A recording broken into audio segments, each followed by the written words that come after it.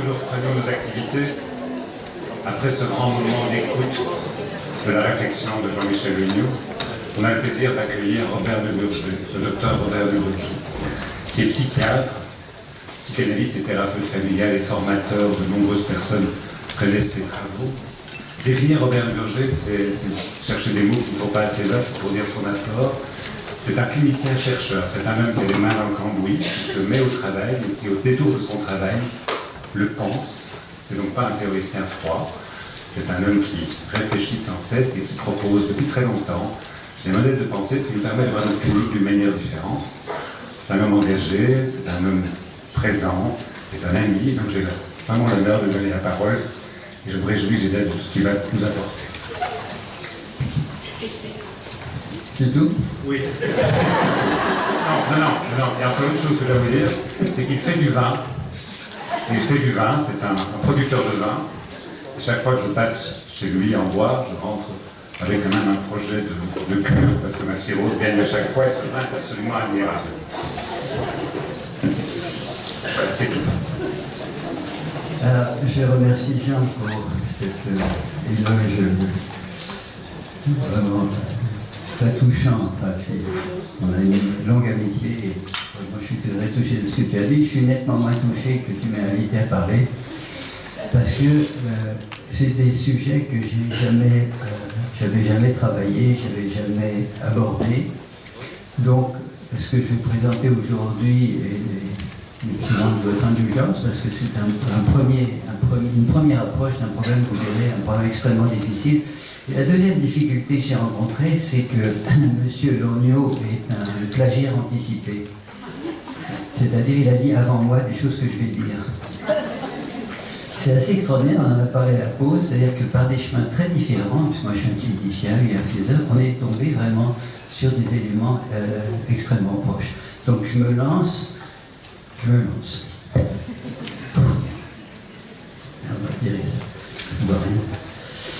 Alors, j'avais proposé comme titre les pathologies de la désappartenance. Alors pourquoi ce titre? C'est parce qu'en fait, actuellement, je dois dire que notre clientèle a profondément changé. Moi, j'ai fonctionné comme analyste pendant des années, où j'étais très bien, avant de rencontrer M. Hirsch, qui m'a dévoyé.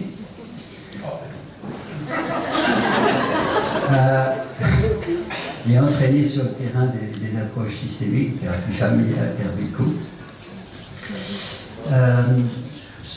Donc, ça m'a amené à m'intéresser effectivement à ce qui se passait au niveau des appartenances, c'est-à-dire pas les relations, au fond la dimension relationnelle était largement explorée, oui, par les analystes. Par contre, il me semblait qu'il y avait une autre dimension, enfin c'est ce que j'ai rapidement compris, qui avait été assez négligée, qui était la dimension d'appartenance. C'est quoi l'appartenance?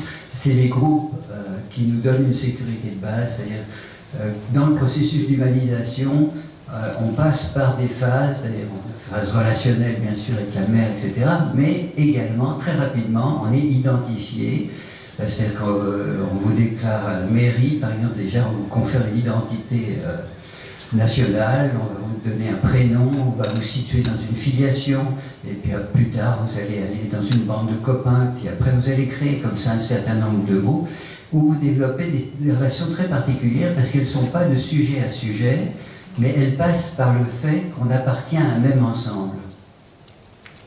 Je ne sais pas, pour donner un exemple, il y a des appartenances sans relation, il y a des relations sans appartenance. Un exemple d'appartenance sans relation, par exemple, si vous vous inscrivez dans un syndicat, et ben voilà, vous appartenez à un syndicat qui va vous donner une certaine sécurité, vous défendre en cas de conflit, par exemple. Et par contre, vous n'avez pas de relation spécifique avec tous les membres de ce syndicat, bien évidemment. De même qu'il y a des relations sans appartenance, c'est-à-dire si vous avez un petit copain à un certain âge, vous n'avez pas construit un couple. Le couple, c'est déjà une dimension d'appartenance, vous avez une simple relation, mais c'est pas pour ça que c'est désagréable, loin de là, parce que le couple, on nous a dit ce matin que c'était un peu périlleux. Hein. Donc cette dimension d'appartenance, nous l'entretenons tous. Nous entretenons des appartenances de couple, de famille, nous profitons d'une appartenance nationale, d'une appartenance à notre ville, notre appartenance professionnelle, et tout ceci font pour contribuer à entretenir notre sentiment d'exister. Et il peut arriver, effectivement, qu'un certain nombre d'événements font qu'on perde une de ces appartenances, sans l'avoir décidé soi-même. Vous savez, c'est par exemple, si on pourrait nous parler d'un couple, je ne sais pas si vous avez remarqué, c'est nettement plus confortable de quitter un couple que d'être quitté par le partenaire. Il me semble, non? Et le gros problème, si vous voulez, des pertes d'appartenance, en fait, c'est pas des pertes d'appartenance, c'est le sentiment d'être chassé d'une appartenance.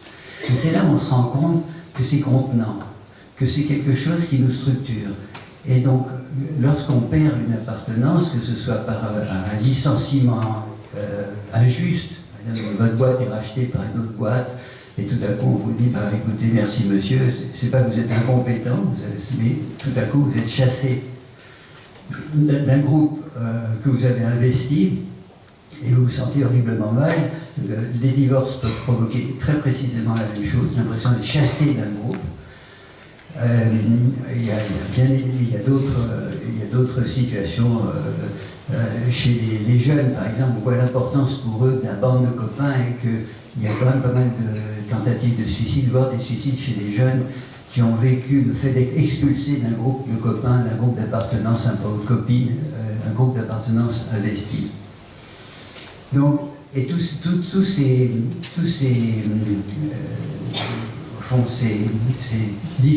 difficultés liées donc à des pertes d'appartenance provoquent des pathologies, et elles sont de plus en plus nombreuses.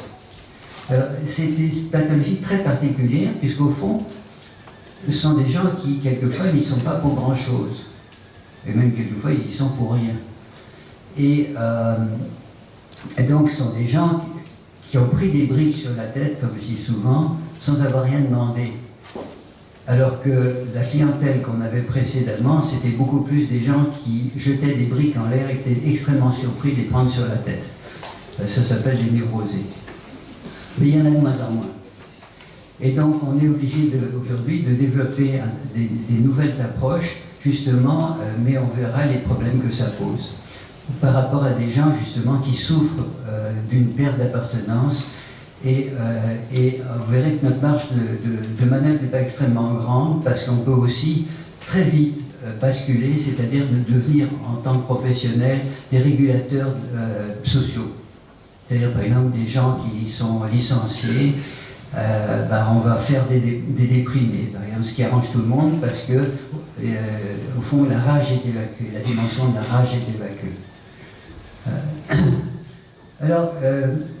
C'était le sujet que je voulais vous proposer, mais en route, j'ai un peu changé d'avis. D'abord parce que de ces sujets-là, j'ai beaucoup parlé déjà, mais surtout parce qu'il y a un phénomène nouveau. Parce que là, au fond, ce dont je vous ai parlé, c'est des gens qui ont subi des pertes d'appartenance, mais au fond partielles. Ils ont perdu une de leurs appartenances. Maintenant, on est confronté depuis quelque temps à des gens qui ont perdu toutes leurs appartenances. Et là, je veux parler des migrants, et en particulier de ce phénomène de migration de masse auquel nous sommes confrontés aujourd'hui. Vous voyez que je n'ai pas choisi un sujet facile. Et donc, ce qu'on pourrait appeler, enfin ce qu'on appelle des exodes.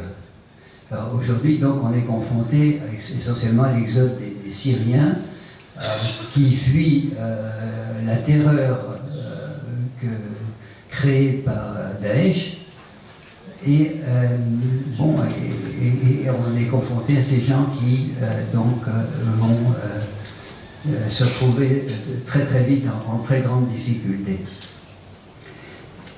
Je voudrais quand même à cette occasion rappeler un épisode qui a été largement sous-estimé dans ses effets, largement méconnu, largement refoulé dans la conscience collective, et qui pourtant a été franchement dramatique. C'est l'exode de mai-juin 40. Je ne sais pas si beaucoup de vous en ont entendu parler.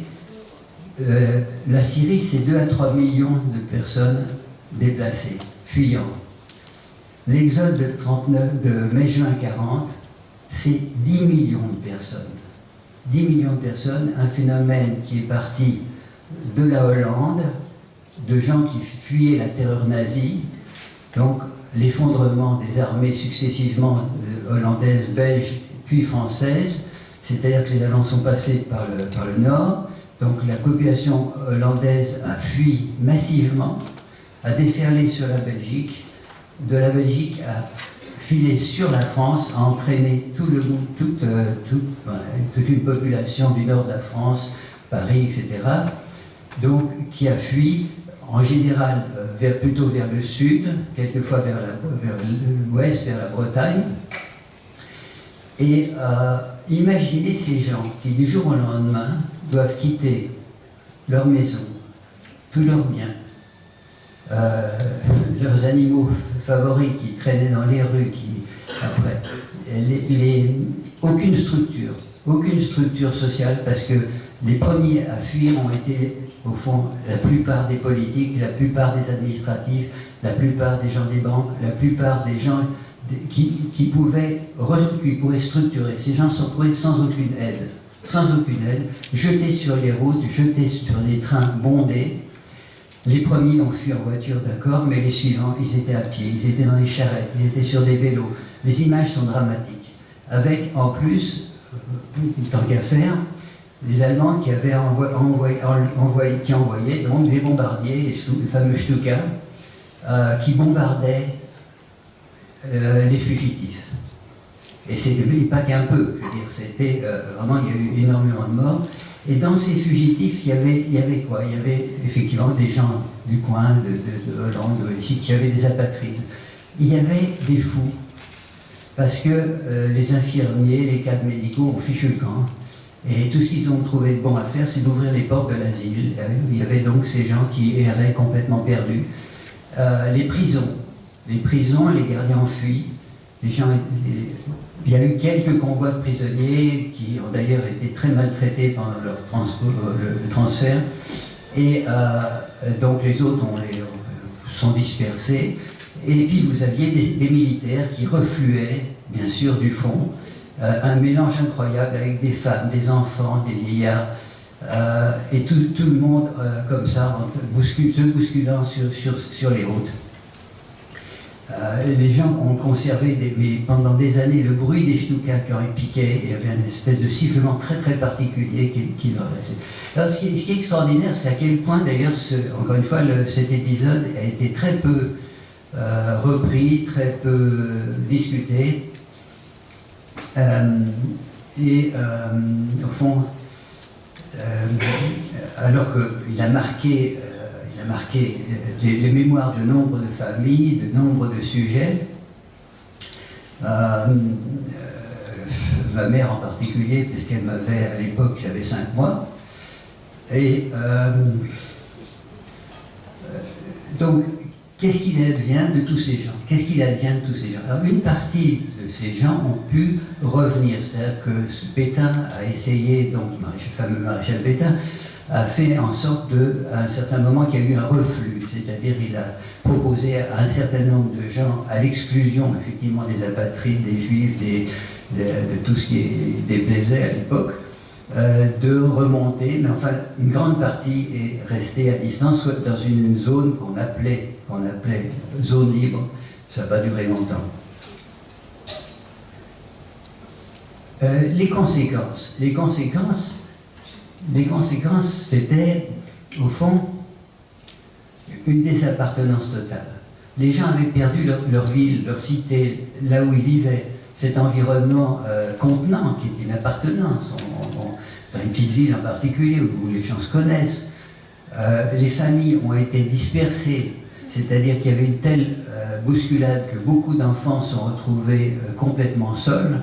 La Croix-Rouge a recueilli à peu près 90 000 enfants dont on ne savait même pas à qui les relier. Et ils ont perdu, certains avaient perdu leur pays, leur nationalité, bien sûr leur identité professionnelle ne tenait plus du tout la route, et donc il y avait même un effondrement de croyances terribles, parce que au fond, d'autant plus marqué que les gens, un peu dans tous ces pays qui ont été envahis, croyaient en la puissance de leur armée pour les protéger. Et bien sûr, là, ça s'est avéré une confiance qui n'était pas très bien placée. Et donc, il y avait un effondrement aussi de l'appartenance politique, tout un ensemble de croyances qui se cassaient la figure.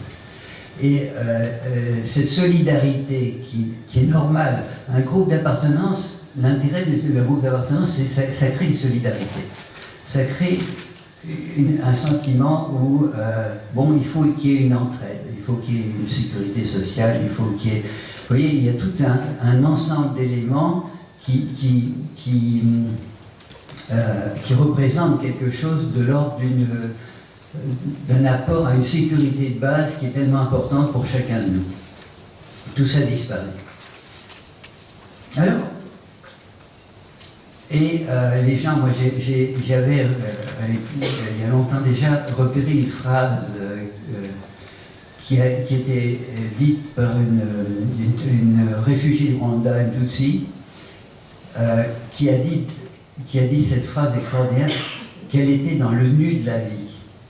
Et c'est exactement ce que les gens vivaient, c'est d'être dans le nu de la vie. Alors c'est évident que cette absence de solidarité a été, bien sûr, a fait beaucoup de victimes, bien sûr des plus faibles, les vieillards, les femmes, les enfants, etc. Bon, à partir de ça, qu'est-ce que ça provoque chez les gens?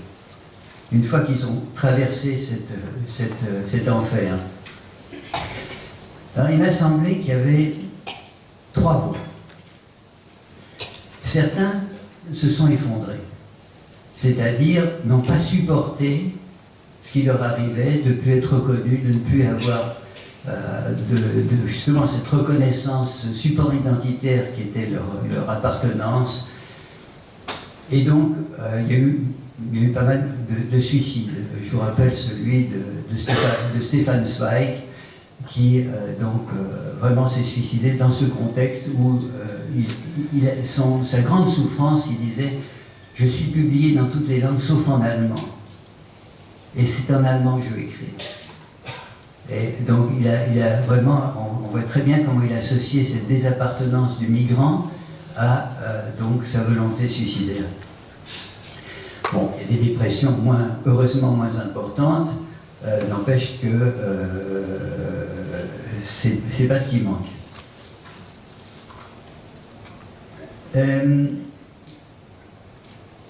Bon, maintenant, certains ont pu l'utiliser aussi positivement, c'est-à-dire quelquefois, ça permet d'obtenir des choses qu'on n'aurait pas obtenues si on n'était pas déprimé. Mais ça, c'est une histoire qui est vraie pour toutes les déprimés. Non, j'y pense parce que j'ai un patient comme ça, il faisait le déprimé avec beaucoup de talent, et du coup, ses frères et sœurs, quand il y a eu un héritage, lui ont donné plus que sa part. Il est venu me raconter un sens marrant parce que moi je lui avais ordonné de continuer à faire semblant d'être déprimé parce qu'il allait avoir des ennuis, mais il n'a pas eu des ennuis. Non seulement il n'a pas eu d'ennuis, mais il a eu une médaille. Après, il y a une autre façon de se reconstruire. Alors là, c'est une façon de se reconstruire plutôt. Vous savez, en fait, je parlais d'appartenance, je vais parler très vite de ça là. Mais il y a deux façons de constituer un groupe d'appartenance. On peut être pour ou on peut être contre. Alors, je vous explique, c'est la différence, si je prends un exemple français, entre le Parti Socialiste dans le temps, je ne parle pas de celui aujourd'hui, là, ça rentrerait dans des choses un peu compliquées. D'ailleurs, ici, à mon avis, ça ne va pas être très différent. Donc, le Parti Socialiste, quand il y avait un idéal qui fonctionnait à peu près bien, après-guerre et tout ça, donc, au fond, il réunit les gens autour de valeurs, de valeurs auxquelles on peut croire. Okay, donc c'est ça, ça peut être une façon de créer un groupe d'appartenance mais que ce soit une petite institution ou une grande institution, ça revient au même. Le couple se constitue exactement de la même façon, c'est-à-dire on se réunit et on fait couple. Je ne parle pas de la relation c'est l'amour, ok. Je parle quand on fait couple, c'est autour, parce qu'on pense qu'on a des valeurs partagées. C'est-à-dire un drapeau, quelque part. Et il y a une autre façon de se constituer un groupe d'appartenance, c'est le Front National. C'est-à-dire contre. Il n'y a rien à l'intérieur. Par contre, tout est contre. C'est-à-dire, on va créer des ennemis. Ce sont les États-Unis. Par exemple, les États-Unis, c'est tellement parcellaire qu'il faut absolument un ennemi. Il y avait une phrase d'un de ces vaillants présidents, je crois que c'est l'avant-dernier, qui avait dit « La drogue a fait des États-Unis un pays uni ». Ben voilà. C'est-à-dire uni contre. Donc, il faut dire que la Russie, en ce moment, vraiment, je veux dire, de ce côté-là, elle en fait beaucoup pour que les États-Unis restent un pays très uni.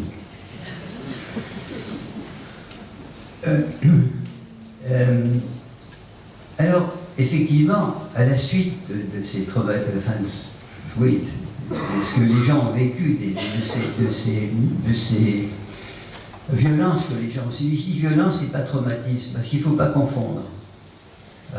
Une violence, c'est le fait d'être attaqué à un niveau psychique ou à un niveau physique.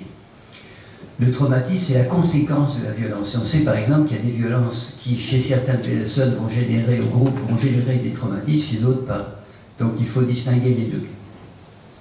Donc les gens qui ont vécu ces violences sociales que sont les exodes, par exemple, ont une autre façon, une façon de se restructurer dans une appartenance. J'appelle ça je vais appeler ça les dérives. Parce que, alors je vais vous dire pourquoi, parce que moi j'aime bien les trucs comme ça. J'ai trouvé 3 D, la lettre D. Donc je vais vous les donner. Il y a la dépression, la dérive, et le troisième, c'est la débrouille dont on a entendu parler tout à l'heure, mais d'ailleurs beaucoup mieux que je le ferai. Donc, dépression, dérive. C'est quoi la dérive? C'est se recréer une appartenance contre. Qu'est-ce qu'on trouve dans ce créneau? Eh bien, on trouve la délinquance, une façon de se recréer un monde d'appartenance contre la société dans laquelle on est. Il y a un communautarisme extrême, je dis extrême, et qui peut même aller, donc, ce qu'on vit actuellement, donc les dérives judaïstes. Et c'est curieux, je ne sais pas si vous avez fait cette remarque, moi je l'ai faite dans tous les cas, c'est que les gens qui ont commis des crimes au nom du judaïsme étaient presque tous, voire tous, des délinquants, des petits délinquants. À chaque fois on vous raconte ça. C'est-à-dire, au fond, c'est pousser l'appartenance, la création d'appartenance contre à l'extrême. Actuellement, je supervise un groupe de collègues qui sont sur Chambéry-Grenoble et qui s'occupent de familles où un membre de famille est en train de filer vers, dans cette direction. Et alors, ce qui est très étonnant d'ailleurs, c'est qu'il y a presque plus de la moitié ne sont pas des musulmans, ne sont pas des familles musulmanes. Je vous dis ça parce que c'est un peu en dehors de ce que je voulais dire, mais enfin c'est juste pour une forme d'information. Donc il y a une façon de se structurer contre, c'est ça. Et le troisième terme que j'ai utilisé, qui a été anticipé par mon collègue tout à l'heure, qui est la débrouille. La débrouille, c'est quoi? C'est utiliser de façon un peu peut-être débrouillarde des structures qui existent. C'est-à-dire que d'une certaine façon, c'est quand même une forme d'insertion parce qu'on va utiliser, bon, on va tricher un petit peu, pas trop, mais on va utiliser ce qui existe et on va se débrouiller. Alors c'est très très intéressant parce que j'avais enregistré ma maman sur son trajet, en particulier, par exemple, l'exode, parce qu'elle a vécu en plus plusieurs exodes. Et il y a un mot qui revenait régulièrement, toutes les 2-3 phrases, c'était « on s'est débrouillé ». Donc on s'est débrouillé, une phrase importante. On s'est débrouillé pour, effectivement, utiliser à notre façon un certain nombre de... Bon, voilà. Alors donc 3 façons de s'en sortir. Il y en a une quatrième. Il y en a une quatrième, mais qui est un peu plus... souvent plus tardive. C'est l'auto-appartenance. L'auto-appartenance, c'est-à-dire au lieu de se faire exister dans un groupe, on va se créer un groupe avec soi-même. Alors autant vous dire, c'est impossible. C'est comme se soulever par les bretelles soi-même, enfin, c'est pas possible, mais ça n'empêche pas d'essayer.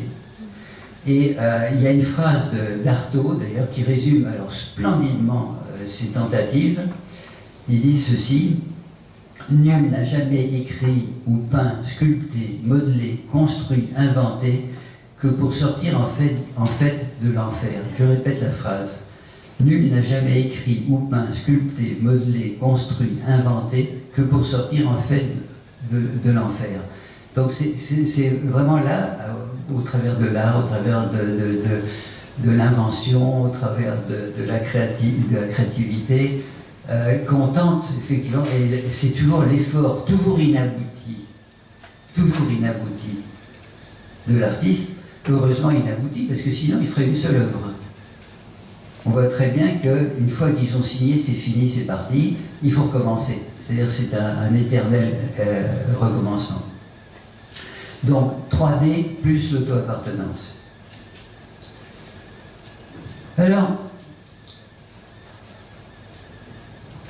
là je vous ai expliqué, vous racontez un peu, selon mon idée, comment réagissent les gens qui ont traversé ces difficultés, ces migrants qui se retrouvent là, dans le nu de la vie, avec les options qui s'offrent à eux. Maintenant, il faut voir, au fond, comment ça se passe du côté des accueillants. Enfin, accueillants, si je peux dire. Comment ça se passe du côté des accueillants, c'est-à-dire comment ça se passe de notre côté. Et alors, il m'a semblé... Alors, je vais vous raconter une histoire plutôt. Une histoire. C'est pas une histoire, c'est une collègue psychiatre qui nous a raconté ça dans un groupe de supervision. Elle faisait état vraiment de son désarroi. Elle recevait une jeune femme qui était adressée par un foyer de requérants d'asile. Requérants d'asile, ça ne veut pas dire qu'ils ont obtenu le droit d'asile, ils sont requérants d'asile. C'est-à-dire, en fait, moi je les appelle des... ouais, enfin je vous le dirai après. Donc, elle reçoit cette femme et qui est envoyée parce qu'elle a des insomnies épouvantables. Alors, son histoire, cette femme est d'origine maghrébine. Je ne me souviens plus quel pays du Maghreb. Elle a épousé un Libyen qui l'a emmené en Libye. Elle a fait un enfant avec lui qui aujourd'hui a 12 ans. Son mari l'a laissé tomber. C'est une femme très industrieuse, très intelligente qui a gagné bien sa vie en Libye. Ce qui fait que, vu les circonstances et ce qui se passait, elle a décidé de partir de son pays, de migrer et d'aller en Suisse. Entre-temps, donc en Libye, elle avait connu un homme avec lequel elle s'était mariée religieusement. Cet homme, au fond, il a suivi. C'est-à-dire que c'est elle qui a payé tous les passeurs, etc. Bon. Il se retrouve en Suisse. Dès qu'ils sont arrivés en Suisse, le type la laisse tomber. Un geste élégant, vous voyez. Elle se retrouve seule avec son fils. Le monsieur en question obtient le droit d'asile et elle, pas. Elle se retrouve au foyer, sur un siège éjectable, et elle a des insomnies. Elle a des insomnies parce que qu'est-ce qui se passe en Suisse? Eh bien, les expulsions ont lieu au petit matin.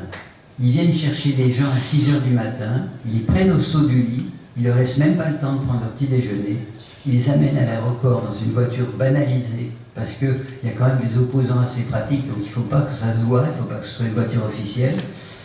et il colle dans son avion et c'est terminé. Donc cette femme ne dort pas parce qu'elle ne peut pas dormir, parce qu'elle vit ce cauchemar où chaque matin, qu'est-ce qui va lui arriver? D'autant plus qu'ils veulent la renvoyer au Maghreb où elle ne connaît absolument personne, plus personne. Voilà la situation que notre collègue nous rapporte. Alors ça c'est juste un petit acoustique, comme ça, une petite entrée, pour vous dire un peu ce qui se passe. Parce que d'un côté, il y a cette femme, je parle de psychiatre, qui est au fond une aidante, c'est quelqu'un qui ne demande qu'une chose, c'est de réhumaniser cette femme, de participer à quelque chose où elle peut revivre. Cette femme est complètement détruite, elle n'a plus rien, plus aucun espoir, plus d'appartenance, plus rien. C'est pour ça que je disais, ce ne sont pas des migrants, ce sont des expulsables. Voilà, il faudrait les appeler les expulsables. Et elle tente de faire tout ce qu'elle peut, mais elle n'a pas de pouvoir. Donc, vous avez la société d'un côté. Et qu'est-ce que fait la société? Elle, de son côté, elle procède à une déshumanisation. De quelle façon? Eh bien, elle va pas penser en termes, c'est Madame Machin qui a vécu tout ça, qui a-t-elle passé, qui a-t-elle compétence, qui a-t-elle vécu? Pas du tout. La pensée bureaucratique qui va marquer l'accueil social, si je peux dire, si je peux parler d'accueil, alors là, c'est bien, je vais me distinguer un tout petit peu de mon collègue précédent, parce que ce qu'il appelle exclusion, moi je l'appelle inclusion. Je vais vous expliquer pourquoi. Parce que la société bureaucratique fonctionne en termes, les psychiatres aussi d'ailleurs, certains, en termes de groupe d'inclusion. C'est quoi un groupe d'inclusion par rapport à un groupe d'appartenance? Un groupe d'appartenance, c'est des gens qui sont ensemble et qui ensemble se créent quelque chose qui est un espèce d'abri. Ils ont en commun un idéal commun ou des ennemis communs. Enfin bref, ils créent quelque chose du nous. Un groupe d'inclusion, c'est de mettre ensemble des gens qui n'ont rien à voir les uns avec les autres, mais parce qu'ils ont un caractère commun. Si je dis par exemple les déprimés, les schizophrènes, je crée, et c'est exactement comme ça que procède le racisme. Je mets dans un grand sac tous les gens qui portent un caractère commun, qui n'ont rien à voir les uns avec les autres, qui ont chacun leur trajet, leur pensée, ils disparaissent là-dedans. Donc c'est un grand sac. Et là, on va mettre les migrants. Les migrants, donc des gens qu'on va mettre ensemble, simplement parce qu'ils ont un caractère commun, c'est d'avoir migré. Mais ils n'ont pas choisi, on ne naît pas migrant. On ne naît pas migrant, on le devient. Et donc vous avez d'un côté un monde d'aidants, et de l'autre côté un monde qui déshumanise. Humaniser d'un côté, déshumaniser de l'autre. Qu'est-ce qu'on va faire? Alors bien sûr, on peut bien sûr, face à ces souffrances que les gens nous montrent, faire ce dont Jean Van Amerik a parlé ce matin, c'est-à-dire on a une fonction. Je pense que la neutralité face aux souffrances, c'est certainement pas de se taire, c'est de dire qu'on croit. Quand je dis qu'on croit, c'est pas de la compassion. La compassion, c'est une saloperie. La compassion, je vais vous dire des choses sur la compassion. Une phrase qui m'a beaucoup... Je ne sais pas si vous connaissez Christine Angot, qui a failli avoir le prix Goncourt cette année, mais ça a foiré une fois de plus. Non, mais elle a un caractère de cochon, hein, il faut dire. Mais génial, mais avec un caractère de cochon. Hein. Elle a écrit un bouquin, c'est quelqu'un qui a été victime d'abus sexuels de la part de son papa, de façon tout à fait répétée, et elle l'a raconté dans ce bouquin qui a un titre pas très original, qui s'appelle L'inceste. C'est pas une lecture très distrayante, hein, si jamais vous y allez. Eh bien, il y a une phrase à l'intérieur. Vous savez, moi je suis un pêcheur de perles. C'est-à-dire, j'essaie de... Il y a des phrases tout à coup, je lis un bouquin, puis il y a une phrase tout à coup qui émerge. J'aime beaucoup, par exemple, un autre auteur que j'en parle pour... je vous assure, je ne touche pas de ristourne, hein, Pascal Quignard, par exemple, c'est pareil, c'est quasiment illisible, mais de temps en temps, il y a des phrases fabuleuses. Donc, elle a écrit ceci. On n'aime pas les gens qui ont souffert, on les plaint. C'est ça la compassion. Et c'est ça qui fait d'ailleurs, on disait, la difficulté pour certaines personnes, pour toutes les personnes, d'exprimer ce qu'ils ont subi, ce qu'ils ont vécu. Eh bien, c'est parce qu'ils ont peur de rencontrer la compassion. Et la compassion, il y a Sioran, je ne sais pas, vous voyez qui est Sioran, c'est un monsieur qui s'est suicidé à peu près en même temps que Zweig. Il a écrit ceci: la compassion n'engage à rien, d'où sa fréquence. Nul n'est jamais mort ici-bas de la souffrance d'autrui. Alors, pire, Quignard, mon favori. Ceux qui prônent la bonté, l'amour, le souci des autres hommes, la vie, l'immortalité de l'âme, la paix, le sucre semoule et la compassion sont des puces qui vivent sur un porc. Les parties retirées poilues dans les replis des mamelles et des cuisses sont leur palais dynastique. Vous voulez que je la relise ? Charlie, parce que franchement, elle vaut son pesant de boutade quand même. Ceux qui prônent la bonté, l'amour, le souci des autres hommes, la vie, l'immortalité de l'âme, la paix, le sucre semoule et la compassion sont des puces qui vivent sur un porc. Les parties retirées et poilues dans les replis des mamelles et des cuisses sont leur palais dynastique. Pascal Quignard, petit traité 3, page 564, pour ceux qui veulent chercher. Donc, c'est juste pour dire que reconnaître, ça n'a rien à voir avec la compassion. C'est effectivement... Je suis paumé, non, attends, je le sais.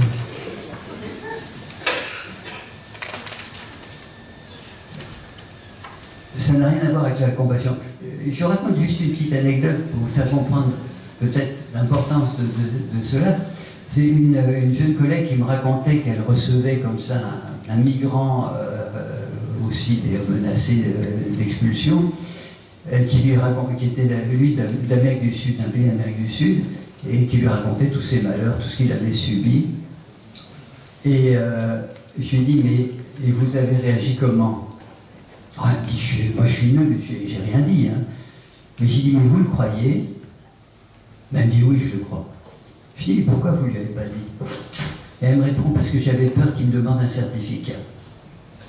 Vous voyez, ça c'est vachement important ce que je suis en train de raconter, parce que ça situe exactement le propos où je voulais en arriver, c'est-à-dire qu'est-ce que nous faisons par rapport à tout ça? Quelle attitude on peut prendre? J'en suis à la moitié. C'est 45 minutes.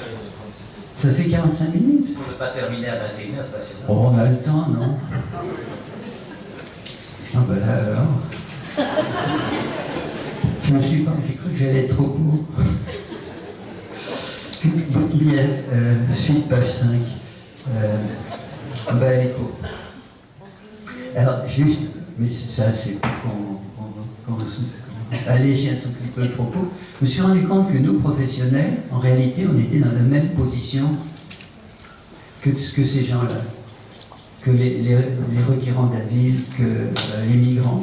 Pourquoi? Parce que chez les collègues, alors c'est très intéressant, parce que je me suis aperçu en discutant à gauche et à droite que les deux histoires que je vous ai racontées, j'en ai d'autres, hein, c'était des vécus individuels de thérapeutes qui étaient confrontés à ça. Je me suis aperçu qu'il n'y avait pas de réflexion générale sur un point extrêmement important, c'est sur l'éthique. Qu'est-ce qu'on va foutre pour ne pas devenir complice d'un système? Comment on va se situer? Alors du coup j'ai catégorisé, j'adore catégoriser, 3 attitudes chez les aidants sont les mêmes que chez les migrants. Il y en a qui se dépriment, et qui lèvent les bras et qui démissionnent. Il y en a qui sont délinquants, c'est-à-dire qui trichent. Ils font des certificats bidons, parce que quelquefois des gens peuvent rester uniquement s'ils sont malades. C'est le cas en Suisse. Si vous allez bien, on vous fout à la porte. Alors donc vous avez drôlement intérêt à rester malade, autant vous dire. Hein. Donc il y a des médecins qui sont complices de ça, ou des organisations. Et puis, il y a la débrouille. la débrouille, c'est qu'on va peut-être essayer de trouver des circuits pour nos patients, pour leur permettre ce que vous racontiez tout à l'heure, c'est ça. Donc ce que je souhaiterais, bon alors j'avais une phrase, c'est une page totalement passionnante que je vais vous épargner.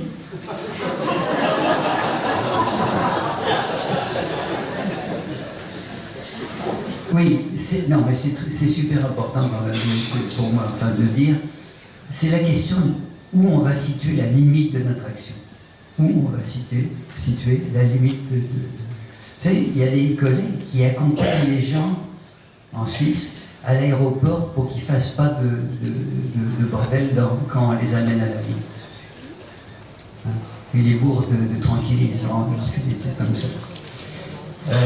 Bon, c'est un peu extrême. Mais ce que je veux dire, la limite de notre action, pourquoi? Parce qu'on peut aider, mais notre aide médicale a des limites tout à fait évidentes, parce qu'on bute très très vite sur des impératifs bureaucratiques, sur des impératifs normatifs, bien sûr nécessaires. Et il me semble, alors c'est une suggestion que je fais à M. Van Melreyck, que ceci devrait faire l'objet d'un débat éthique qui pourrait être l'objet du prochain colloque, dont je suggère le titre. Ça pourrait être humanisation, déshumanisation, la place des aidants. Moi, je peux trouver autre chose. Hein, quelle date tu proposes éventuellement? Bien, je vais passer la parole. Je vous prie de m'excuser, je n'ai pas réalisé que j'étais passé un peu trop de temps. Attendez, donc, M. Van Melreyck va présenter Zig Hirsch. Ce qui est quasiment impossible. Quasiment impossible. Connaissez-vous les différences qu'il y a entre un psy et un tram? Alors, lorsqu'un tram déraille, il s'arrête.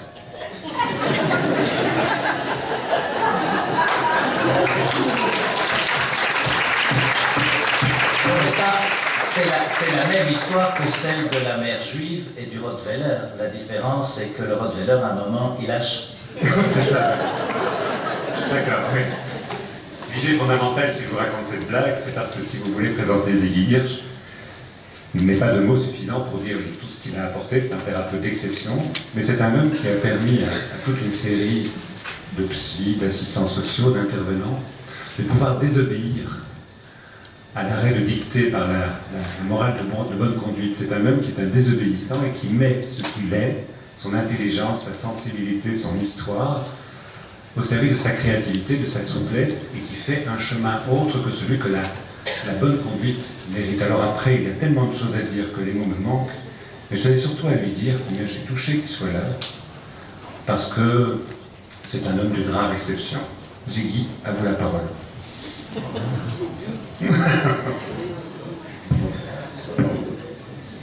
Alors, merci beaucoup de m'avoir invité. Merci beaucoup de me donner la possibilité de raconter 2-3 blagues. Je suis vraiment l'ancien ici, donc en partie je vais réagir, surtout qu'il m'a amené sur un chemin de la guerre, et pendant la guerre, moi je suis quelqu'un qui a vécu tout ça. Et j'ai appris au fond mon métier là-bas. C'est ça que je voulais dire. Enfin, je suis dans les camps, 3 ans, et puis après j'ai dirigé des institutions, des enfants sans voix, des enfants de la Shoah, c'est-à-dire ceux qui n'avaient plus de parents, qui étaient cachés pendant la guerre, 3 ans, 4 ans, 5 ans, 10 ans, qui ne pouvaient plus prononcer le mot maman, à la vraie maman. Et il ne pouvait plus dire comment il s'appelait, à la place de dire qu'il s'appelait Samuel, il devait dire qu'il s'appelait Dupont. Eh bien, ces enfants, on les a tous placés après dans des institutions. Et moi-même, j'ai travaillé de 46 jusqu'en 59. Là-dedans, je tiens tout de suite à dire, sans aucun diplôme. Et on était drôlement embêtés parce que vous savez peut-être, ou vous savez probablement, sur le problème d'adolescents, il n'y avait aucun bouquin. On parlait de Makarenko, c'est-à-dire l'écrivain russe là, qui avait, après la guerre 14-18, s'était occupé des gosses, comme les gosses de la Shoah, enfin qui n'avaient plus de parents, qui n'avaient plus rien. Mais autrement, il n'y avait pas. Il y avait sur les petits enfants, ça il y avait déjà, mais il n'y avait pas sur la crise d'adolescence, rien n'existait. Et évidemment, rien non plus sur les enfants qui avaient vécu un traumatisme aussi grave, Il n'y avait aucun thérapeute qui était capable, et Dieu sait que j'en connaissais comme Nicole Deschens, qui était très jeune à ce moment-là, je connaissais Léon Cassir, qui était aussi très jeune à ce moment-là, et d'autres, enfin bref, ou Leibovitz à Paris, ben, ils étaient tous perdus devant le problème, ça c'est clair, d'accord? Bon. Alors, donc on a, et je voulais dire, une différence entre, on a parlé des problèmes, je crois que vous avez parlé du problème de l'étude sur les malades sortant de l'hôpital, je crois, et qui avait dit à la sortie, ce qu'ils avaient appris, c'était surtout à travers les camarades de la salle, je veux dire, enfin, je crois que c'est ça. Et bien c'est tout à fait vrai, ça, évidemment. Surtout quand on connaissait Bruckmann en 1950, je connaissais pas vraiment. Mais il y a une chose, c'est que nous, ça veut dire moi-même seul, et après ma femme, et mes enfants sont nés là-bas, je me suis marié dans l'institution, parce qu'on vivait dans l'institution. Et ça changeait complètement les données. C'était eux et moi et eux. Et comme je dis, on vivait dans l'institution, on vivait dans les mêmes chambrettes que les jeunes. Et notre problème était, au fond, pour eux et pour nous, c'était d'exister d'abord, avant de grandir. Ce qu'on appelait le self-government, ça veut dire de fonctionner ensemble. Je peux vous dire que la psychiatrie belge, en tout cas de l'ULB, a été marquée parce qu'on a eu 2, 3 qui étaient des professeurs là-bas. Le professeur de cinéma, c'est quelqu'un qui vient de Haut. Le truc de la neurologie, c'est un type de Haut. La psychiatrie, c'est un type de Haut. Enfin bref. On est la seule institution d'ailleurs qui, et je ne dis pas du tout ça pour lui, c'est pour expliquer le modèle, qui était connue dans les rapports de l'œuvre nationale de l'enfant, est la seule institution qui est sur une quarantaine de types avec 20 universités. La seule. Sans que jamais un psy est rentré dans la maison. Jamais. Donc la première chose était comment créer un monde à exister. Et alors, je vais vous raconter une blague parce que je ne peux pas m'empêcher, c'est classique. Eh bien, il y a un type qui vient chez un médecin, psychiatre, analyste, et qui lui dit, docteur, moi j'ai un cauchemar terrible, terrible. Toute la nuit, vous savez que je me lève 3 fois. J'ai un lit splendide comme ça, oh, splendide. Il y a un type qui est en dessous de mon lit. C'est le cauchemar, la guerre encore. Et alors, il est comment? Mais dès que je me lève et je regarde, il a disparu. Et quoi? Et 3 fois pendant la nuit. 3 fois pendant la nuit. Alors le type dit, mais attendez, c'est une angoisse profonde, ça. Basé sur un traumatisme probablement, oui, je comprends. Eh bien, venez, on va vous prendre une analyse, mettez-vous sur le divan, et pendant 3 mois, 4 mois, l'homme est là, mais le type est toujours en dessous du lit. Et quand il regarde, il est parti. À un moment, le médecin, très chaleureux d'ailleurs, très compréhensif, mais bon, il a attrapé un gros rhume et pendant 3 semaines, il ne peut pas voir son client. Et alors son client, il rencontre, en faisant ses achats chez Deleuze, 3 semaines après. Et il lui dit, ça va? Ouais, formidablement bien. Il m'a dit, médecin, le type en dessous du lit, il n'est plus là.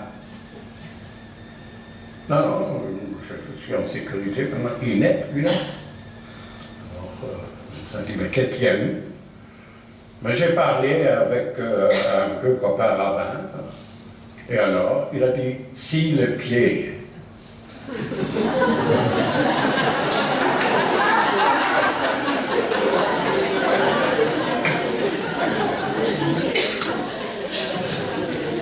Et tu auras un terrain sur lequel tu es couché d'abord, tu existes, etc. Et tu vas arrêter de fantasmer. Ça ne veut pas dire qu'on ne va pas devoir discuter des trucs, mais mets-toi d'abord pour que tu sois en sécurité. Donc, c'était la théorie des hauts. Exister d'abord avant de grandir. Je ne sais pas si vous comprenez. La deuxième règle était le problème du droit à, c'est que vous dire, le droit de l'appartenance. Alors tout le monde croit que le droit de l'appartenance, on crée par un beau discours. On devient. Non, non, non, pas uniquement. Alors, je vous raconte une autre blague, évidemment. Et l'autre blague est, il y a un grand bateau de Queen Mary, il est coulé et tout le monde se noie, à part un vieux juif qui nage bien, et il arrive sur une île, il n'y a personne sur cette île. Personne. Et il se débrouille. 10 ans après, il y a un autre grand bateau qui passe, et le capitaine regarde, et il voit de la fumée là. Et il dit, c'est quoi? Il n'y a personne sur la carte, c'est prouvé, non habité. Je vais aller voir. Il va voir, et comme ça, un vieux monsieur avec une barbe. Elle lui dit bonjour, je suis Heinz Captain Melody, ça va? Et vous? Il dit, ben moi je m'appelle David, bon, très bien. Et il y a beaucoup de monde ici, non, je suis tout seul. Tout seul. Vous voulez que je vous fasse visiter mon île? Captain of course, évidemment. Alors il dit, la fumée c'est la cuisine, vous l'avez vu, hein, là. Et là, c'est la petite baraque là où je dors. Et là, c'est la petite baraque où je mets de côté tout ce que je trouve. Et le capitaine dit, mais là, il y a 2 baraques. C'est quoi? 2 synagogues. Le capitaine dit, 2 synagogues? Oui. Mais j'ai besoin de... Dans celle-là, je ne mettrai jamais le pied. Donc la loi de l'appartenance avait besoin d'une forme d'opposition. J'ai vu un article dans le journal, ici en Belgique, où le journal disait, aussi longtemps si les partis de droite comme d'Anvers et d'autres vont augmenter, à la longue ça va fortifier la gauche. Et c'est vrai, les jeunes certainement. Certainement. Alors, dans la maison, si on parle de la création d'identité, eh bien on avait une règle ou 2, mais je vous dis encore une fois, on n'avait pas de bouquin. Mais dans les camps, on avait appris à se débrouiller et à avoir de l'imagination. J'aimais beaucoup la phrase, je l'avais dit à Robert, qu'il a dit, on devient créateur si on est confronté avec la vie et la mort et les drames. Et là, presque tous les artistes, il ne faut pas prendre que Van Gogh ou je ne sais pas, Gauguin ou d'autres, sont devenus des grands créateurs, enfin, ou même des types.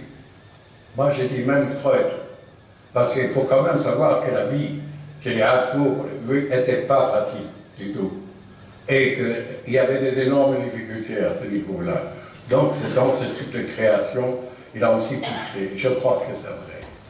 Eh bien, je pense que nous, on avait donc des règles, et quand on crée, la seule chose qu'on apprend, c'est d'essayer de rater mieux chaque fois. C'est ça, vous savez, je m'appelle l'artisan, hein. On rate mieux. Et qu'est-ce qu'il y a? Si on veut rater mieux, il n'y avait pas de punition dans la maison. C'est-à-dire, même s'il y avait des ratés, Il n'y avait pas de punition, parce que la punition était contre le fait que cette philosophie, que la vie est faite de rater mieux. Je ne sais pas si vous comprenez. Chaque fois, on essaie de rater mieux. À la fin, il y a un truc qu'on ne rate pas, je le sais, d'accord. Personne ici, d'ailleurs, entre nous. Mais autrement, que ce soit en couple, que ce soit entre eux, que ce soit dans le rôle du couple, le rôle de parent, le rôle de gosse, le rôle d'être fils de sa mère à quel âge, etc., etc. On apprend par rater mieux, chaque fois. Si c'est pas ça, cette qualité-là, on ne peut jamais apprendre à gérer l'imprédictible. Je ne sais pas si vous comprenez. D'accord. Eh bien, dans le Hum, c'était une règle. Je sais que je ne réponds pas aux tous les exposés. J'essaie de mettre mon grain de sel, surtout placer mes blagues. Ça, c'est tout à fait clair. Bon. Alors,